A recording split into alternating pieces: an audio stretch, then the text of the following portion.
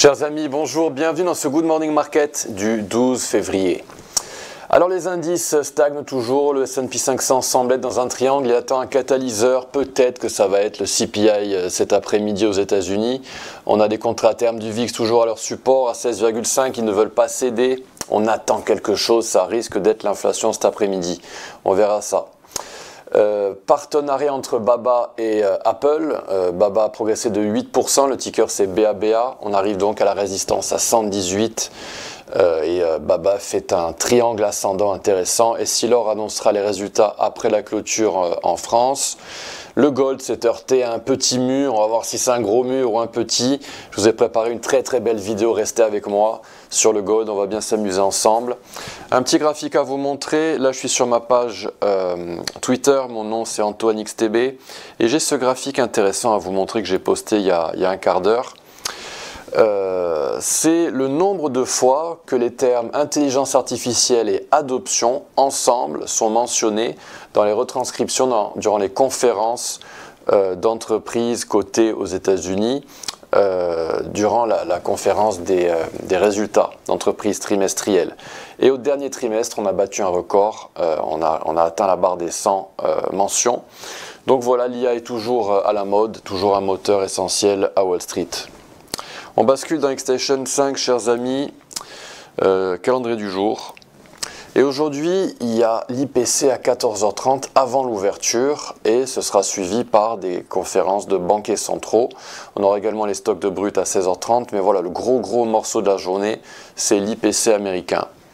Aujourd'hui, chers amis, on va analyser le gold. On va beaucoup s'amuser avec le gold. Alors le gold, c'est un actif qui est passionnant, qui a un historique monstre, qui est technique, c'est vraiment l'idéal, et puis au niveau fondamental, c'est un instrument fantastique. Et donc, sur le plan mensuel, on a cette fameuse ligne de tendance historique qui relie les points des plus hauts historiques précédents en 78 et 2008. Et donc, on est en train de rebondir violemment en mensuel à partir de cette ligne de résistance qui servait de résistance par le passé, mais qui sert à présent de support. Donc, on bondit. Et en hebdomadaire, eh bien, on a cette fameuse boîte verte que je trace ainsi avec mon outil de Fibonacci. Et on a atteint, ça y est, la cible des 2942 $. Les algos ont acheté à 2543 et ça y est, une grosse partie a vendu à 2942 $. C'est une cible que l'on mentionnait fréquemment dans le Good Morning Market. Et voilà, on a une réaction immédiate avec une belle mèche. Et pour l'instant, la bougie en hebdomadaire montre cette mèche à la hausse, mais rien de terrifiant, hein. Ça sous-entend qu'on va peut-être faire une correction. Alors en daily, la réaction est beaucoup plus propre, hein. On a une jolie mèche à la hausse, on a un marteau inversé pour l'instant, enfin qui s'est matérialisé hier. On va voir si on redescend dans le gold progressivement. La semaine dernière, je n'arrivais pas à trouver le mot concernant la traduction de trust en anglais. Eh bien, c'est poussé. Après un triangle symétrique ici, eh bien, on a une poussée, un trust qui nous propulse généralement à l'expansion de 100%. Et on est allé un petit peu plus au-delà de cette cible de trust, de poussée, post-poussée. Donc voilà, 2942 cible atteinte donc avec les algos en hebdomadaire. Alors en H4, c'est très intéressant, j'ai pas mal de choses à vous dire en H4. Alors en H4, on a dessiné des lignes de tendance qui étaient de plus en plus haussières. Donc j'avais cette ligne, ensuite j'avais cette ligne de support, cette ligne, vous voyez qu'à chaque fois, eh bien, on grimpe en pente en fait. Et là, après avoir atteint la cible en weekly, eh bien, on est revenu épouser, se reposer sur cette ligne de support ici. Pour mon graphique, je vais le nettoyer un petit peu, mais ce que je voulais vous montrer, c'est que quand on monte comme ça en ligne de tendance croissante, c'est qu'on est en train de monter un peu en exponentiel. Et à un moment donné, eh bien, on a un revirement et on peut redescendre. Alors on peut redescendre à la ligne de support inférieure, je vais vous retracer la dernière. On pourrait revisiter par exemple celle-ci, qui a été très propre par le passé, et on pourrait revenir ici. Quoi qu'il en soit, avec Fibonacci, ce qui est en train de se passer est intéressant parce qu'on serait en train de trader le 7e mouvement mesuré haussier à la suite. Alors on va se refaire le petit parcours, on l'a fait par le passé, mais on va se le refaire pour s'amuser, ça nous entraîne. Donc le premier mouvement mesuré qui a été tradé, c'était celui-ci. Donc je vais retirer le retracement des 38%. On avait atteint cette boîte verte, cible atteinte. Comme la cible a été atteinte, les algos continuent de trader avec ces mouvements mesurés haussiers. Deuxième mouvement mesuré haussier, retracement de 50%, cible atteinte, réaction immédiate, absolument technique et idéal. Troisième mouvement mesuré, donc je vais supprimer les précédentes parce que ça nous encombre un petit peu. On avait atteint cette troisième boîte verte à 2700 $ et on avait bondi, cible atteinte. On se souvient qu'on avait fait ce mouvement mesuré intermédiaire en interne que l'on avait appelé un nested move, un mouvement niché. Au final, on a tradé ce mouvement mesuré. Et à partir du retracement de 50%, on avait bondi à la cible, je vous le dis, c'est un instrument très technique, réaction immédiate et on redescend. Pour avoir une autre opportunité qui consistait à acheter au sein d'un mouvement mesuré numéro 4.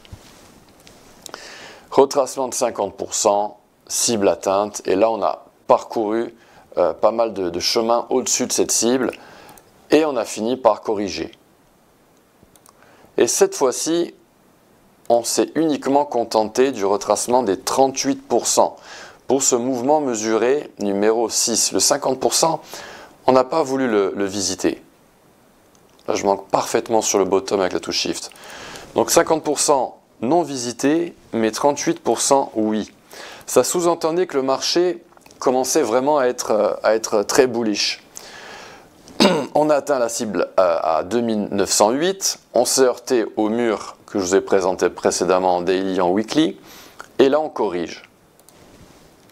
Si la série traditionnelle en H4 continue, si les algos en H4 gagnent ces batailles sur le court terme, eh bien on est au sein d'un mouvement mesuré, d'un support de Fibonacci ici entre 2888 et 2875. Alors ce setup, je vous l'ai présenté sur mon compte Twitter, l'adresse c'est AntoineXTB, et ce setup je vous l'ai proposé hier donc sur Twitter et on est en train de cibler les 2968. Il va falloir que cette golden zone tienne, il va falloir que si on redescend, que l'on ne casse pas les 2870 $ qui doivent tenir dans le gold, sinon on s'exposerait à atteindre un support en dessous. Alors très intéressant, si jamais on cassait cette golden zone, eh bien on irait se loger dans cette boîte verte.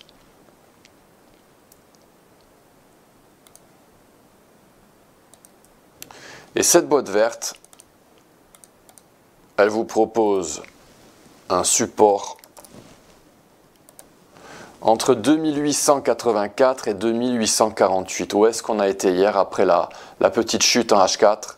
Eh bien, on est venu juste toucher, se poser sur le retracement de 38% à 2884. Ça veut dire qu'en daily, il y a des algos qui achètent cette boîte verte. Et en H4, on a également cette boîte verte de support pour faire rebondir les prix à 2968. Alors, ce que je vous ai tracé tout à l'heure, c'est une extension. Et en H4, on pourrait donc céder à 2870 pour venir dans un niveau de support inférieur entre 2885 et 2848. Donc attention, il est possible que ces algos en daily attirent les prix à la baisse et fassent atteindre des stop loss pour les algos en H4. Donc il y a du suspense dans le gold. Est-ce que les algos en H4 vont permettre cette poussée et ce trade en H4, ce mouvement mesuré numéro 7, d'être réussi. Est-ce qu'on va monter à 2968 ou est-ce qu'on va descendre plus profondément? Et en fait, voilà le trade, le plan à suivre, il est en daily et il ne faudra surtout pas descendre en dessous de 2844. Donc attention, concentrez-vous sur cette boîte verte. Idéalement, pour les investissements, c'est là que les traders vont ajouter à leur position long terme. Mais en H4, c'est ici que les traders, les swing traders, vont long le gold. Élément intéressant, sur le RSI en H4, eh bien on a une zone de support. Cette zone de support, elle se situe ici pour le gold. Je vais vous mettre cette boîte en vert. Donc vraiment, il y a pas mal d'éléments dans cette vidéo qui sont intéressants, n'hésitez pas à la revisionner. On est à un support au niveau du RSI en 4 heures, mais on a des algos qui pourraient attirer les prix un petit peu plus profondément, par exemple à 2866. En H1, on essaie de faire un double bottom ici dans le gold. On a un mouvement mesuré baissier. Alors les mouvements mesurés baissiers, je les ai définis pendant la période de Noël. Vous regarderez ça dans la section playlist éducation sur la chaîne d'XTB France. Je vous ai défini ce qu'était un mouvement mesuré baissier. Et ici, on a une résistance de Fibonacci comprise entre 2912 et 2919. Il va falloir la casser pour les bulls en H4. Et si jamais on venait à descendre plus profondément et atteindre cette boîte verte en daily, eh bien on a ce setup qui a déjà été tradé en fait. On a déjà atteint le retracement des 38%. Et on est en train de cibler les 2867. Donc on va voir si les... Voilà, c'est vraiment une bataille entre les algos en H4 et les algos en daily. Est-ce qu'on va casser la zone de 2870? Eh bien, l'avenir va nous le dire. Et nous, on le suivra. Sans doute qu'on va revenir sur le gold demain pour une autre vidéo spéciale gold dans le GMM. Chers amis, j'espère que cette vidéo vous a plu. Si elle vous a plu, merci de la liker, merci de la partager avec des amis. Merci de la partager avec des personnes qui ont besoin d'une stratégie en complément au sein de leur méthode. Nous, on se donne rendez-vous demain pour un autre Good Morning Market et on reparlera du gold. À bientôt, au revoir.